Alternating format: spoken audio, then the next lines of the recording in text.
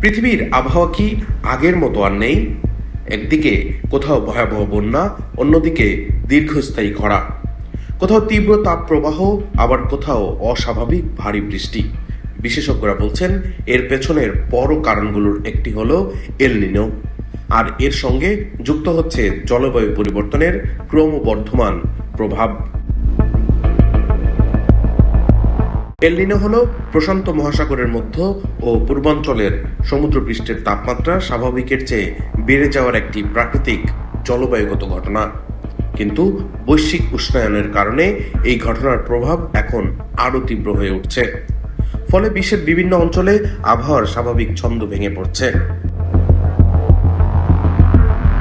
জাতিসংঘের আবহাওয়া সংস্থা এবং বিভিন্ন আন্তর্জাতিক জলবায়ু গবেষণা প্রতিষ্ঠান সতর্ক করে বলেছে, এল নিনোর প্রভাবে এশিয়া ও আফ্রিকার অনেক দেশে অতিবৃষ্টি, আকস্মিক বন্যা এবং ভূমিধসের ঝুঁকি বেড়েছে।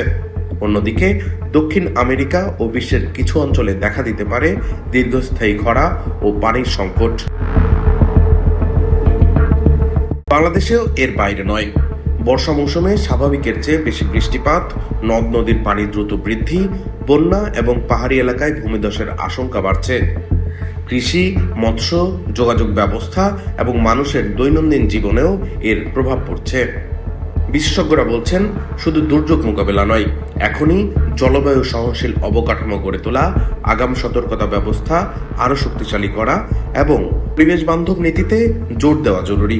কারণ জলবায়ু পরিবর্তনের এই বাস্তবতা ভবিষ্যতে আরও ঘন ঘন ও তীব্র দুর্যোগ ডেকে আনতে পারে। এল নিনো কোনো দূরের ঘটনা নয়। এর প্রভাব এখন আমাদের ঘর, মাঠ, নদী আর জীবনের সঙ্গে ওতপ্রোতভাবে জড়িয়ে গেছে।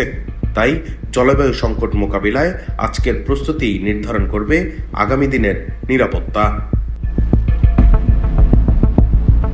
ডেস্ক রিপোর্ট, দৈনিক ডেস্টিনি।